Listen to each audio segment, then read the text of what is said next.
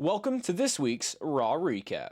As always in these recap videos, we go over everything you need to know about this important episode of WWE. I rate the show, and at any point in the video, you can leave me your thoughts on the show, whether that is debating my thoughts or literally just leaving your thoughts on the show. Whatever you feel like, you can drop those in the comments. But as always, before we get anywhere in any video, be sure to like the video, subscribe to the channel, and turn on post notifications so you never miss an upload. And go follow the socials. That includes my Instagram account and X account. The links to those will be in the description of this video.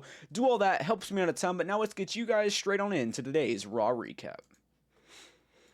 Alright, so we kicked off the show with Rhea Ripley. So Rhea comes out and she pretty much tells the Kabuki Warriors to get the hell out to the ring because Rhea wants a piece of them after what they did to her and Io Sky last week on Raw. And then we see Io Sky come out, and what Io Sky basically says is that, you know, Rhea, basically that is not the right decision, and I need to go back to them. Even though what they did, I still love them. They're my family.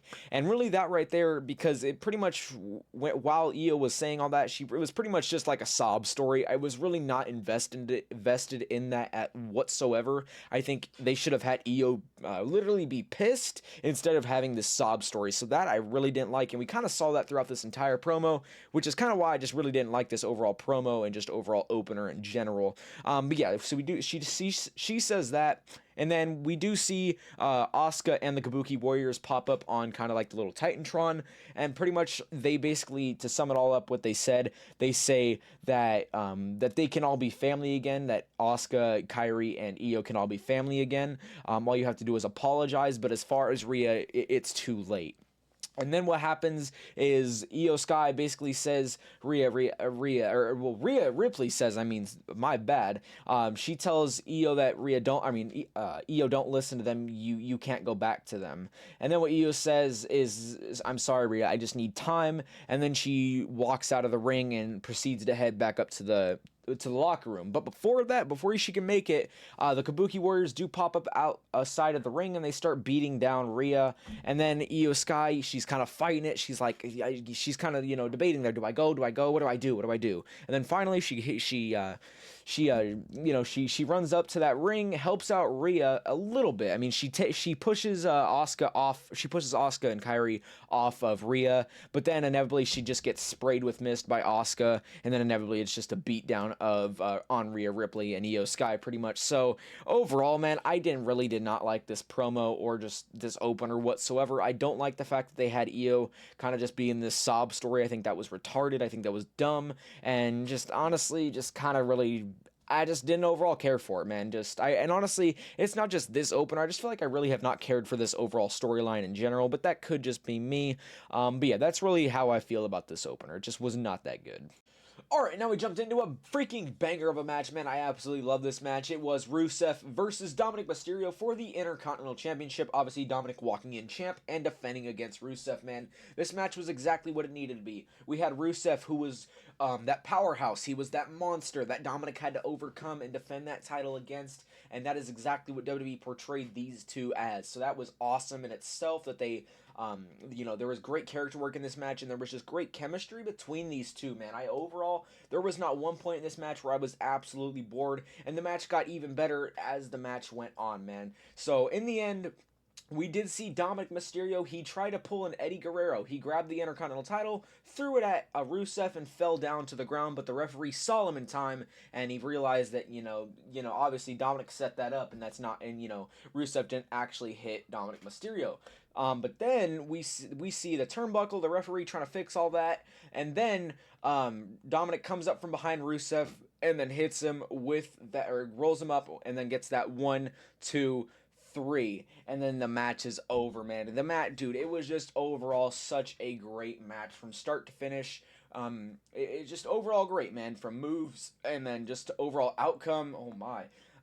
Yeah, just was overall a great freaking match in my opinion, and obviously Dominic Mysterio does stay on top. But what I do want to say is what I like the most is the fact that yes, there was shenanigans, but there was no outside shenanigans. The shenanigans only happened between combatants that were in this match, which I freaking love that. I'm glad there was no outside interference. That made this match even freaking better, if you ask me. But yeah, man, overall a very solid match, and obviously Dominic Mysterio does retain tonight.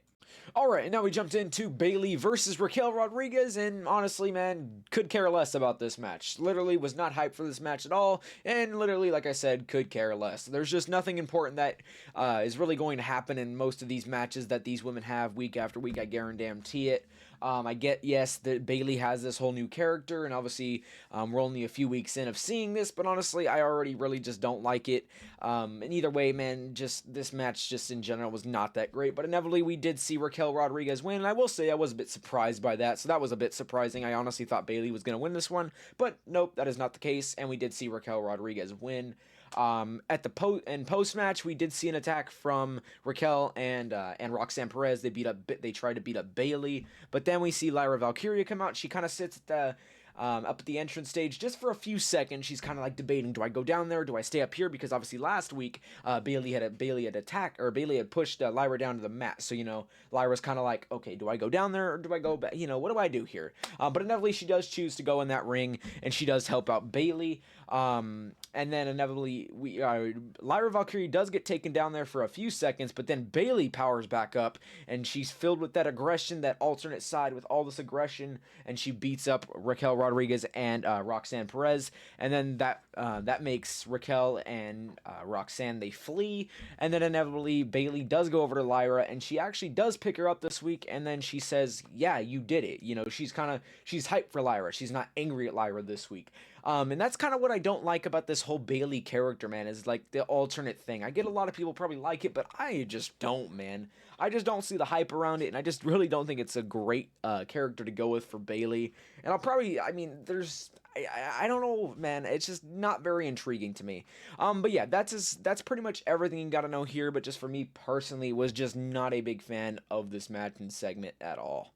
Alright, next up we jumped into LA Knight versus Kofi Kingston, and I want to clarify how we did get to this match, because probably most of you are kind of just like, how the hell did we get to LA Knight versus Kofi Kingston? Well, the way we got to this match is earlier in the night we did have a backstage segment with Adam Pearce and LA Knight, but then we saw the New Day come in and just kind of interrupt that, so that's kind of how we got here. LA Knight kind of just pissed off, and here we are in this match. So yes, LA Knight, Kofi Kingston, and overall, honestly, this match actually had some decency to it. I honestly probably thought what most of y'all are thinking right now, that oh yeah, obviously LA Knight was going to win, which is what happened, and it's probably just going to be maybe just a quick little squash match. But actually, dude, it was actually decent from time to time. It wasn't completely terrible in my opinion. I think there was some decency to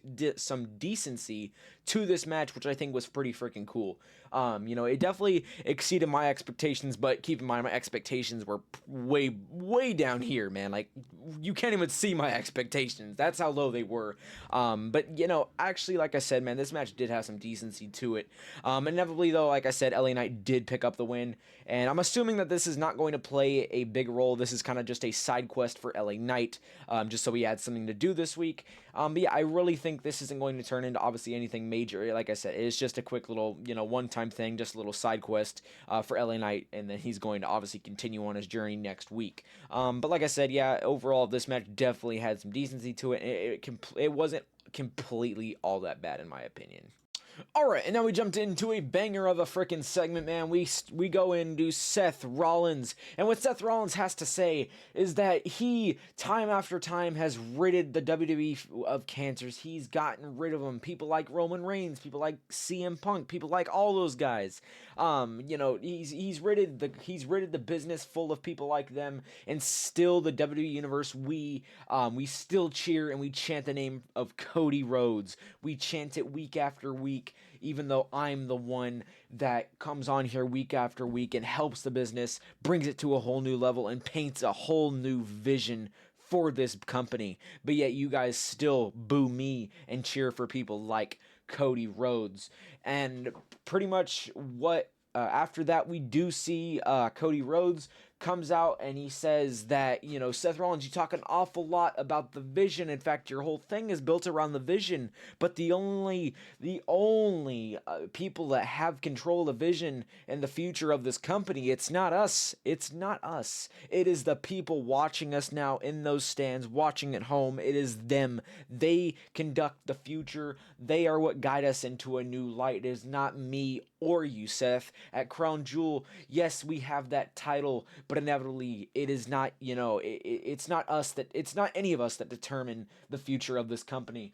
And then we kind of traverse away from a little bit of that, and then we jump into kind of Cody Rhodes playing a little bit of mind games with Seth Rollins. He says that Seth, can you even trust, from what it seems like, you're not even the top guy in WWE, or in your faction that you're a part of right now. Obviously, that being the Vision. It seems like it's people like Paul Heyman, and then he questions Rollins. He says, he says, like, he brings up just this past episode of SmackDown. He says, Bronson Reed and Braun Breaker showed up on my show, or showed up on SmackDown, and that's not even their show, and I have a feeling that decision did not run through you, and it ran strictly through Paul Heyman. So he's playing mind games. He questions Rollins, or he's trying to make Rollins question the loyalty of his own faction, kind of getting in Rollins' head to just kind of weaken Rollins mentally before Crown Jewel. And he even brings up Paul Heyman introducing Brock Lesnar at WrestlePalooza. He says, Seth, I bet that didn't get ran through you either. But still, Seth Rollins just continues to fight that off, and he says that all those decisions were ran through him. Now, whether that is true, they could be, they could not be. It just depends on how you interpret it. But definitely enjoyed that, man, with those mind games by Cody. And then Cody does bring up WrestleMania 40. He says, Seth, you were my shield at WrestleMania 40.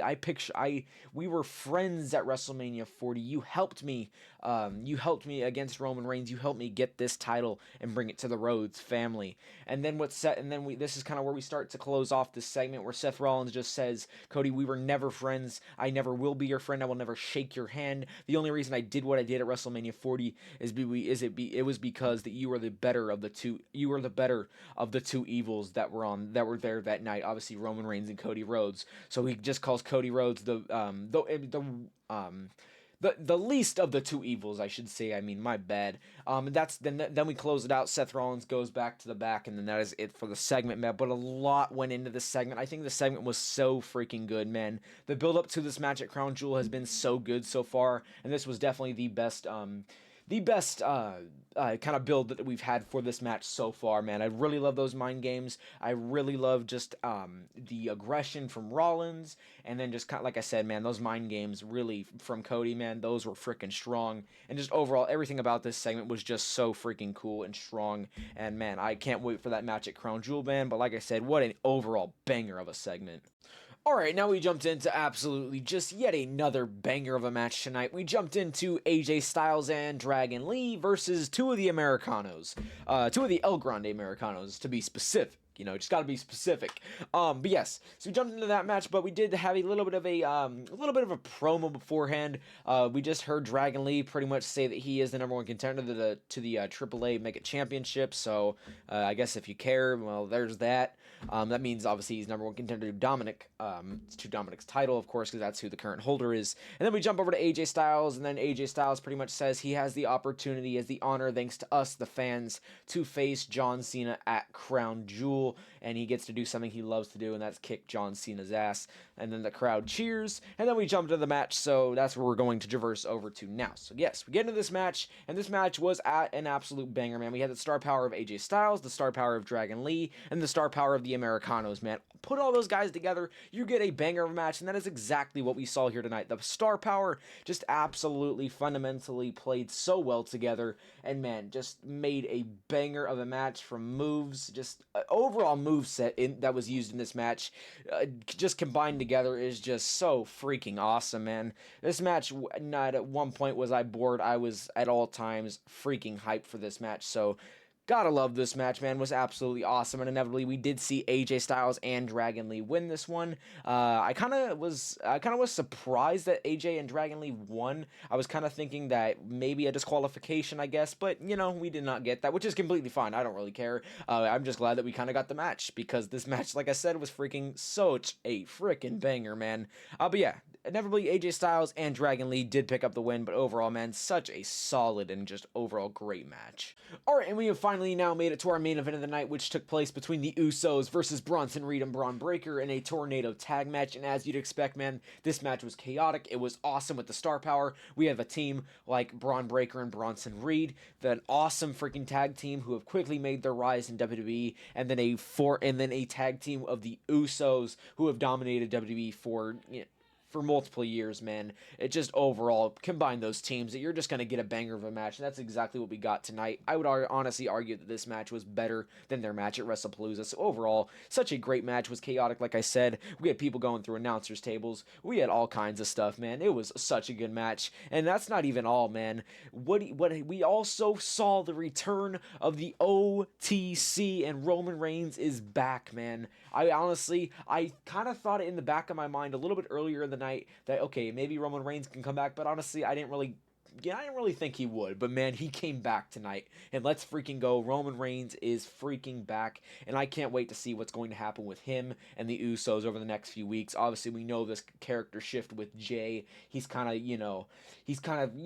thinking a little bit differently now, and it's going to be interesting to see how Roman Reigns feeds into that and just everything that happens over the next few weeks, so I can't wait for it. But inevitably, in this match, Roman Reigns, like I said, he comes back, and he does help the Usos win this one, so the Usos did inevitably win this one. Roman Reigns is back. The match was overall so freaking awesome. So what a way to end the night, man. Alright, well, that's going to wrap it up for today's Raw recap. As always, I do hope you guys did enjoy. And as far as this just episode of Raw, man, this episode of Raw, man, was just so damn good, in my opinion. I think this was a very freaking good Raw. It was more than solid, man. This Raw was just overall so freaking awesome. But as always, be sure to leave me your thoughts down in the comments below. And as always, before we get out of here, be sure to like the video, subscribe to the channel, turn on post notifications so you never miss an upload, and go follow the socials. That includes my Instagram account and my X account. The links to those are going to be in the description of this video, like I had mentioned. But as always, like I said, hope you guys did enjoy. Do all that. Helps me out a ton, and I will catch y'all boys in the next one. Peace. I dream broken dreams. I make them come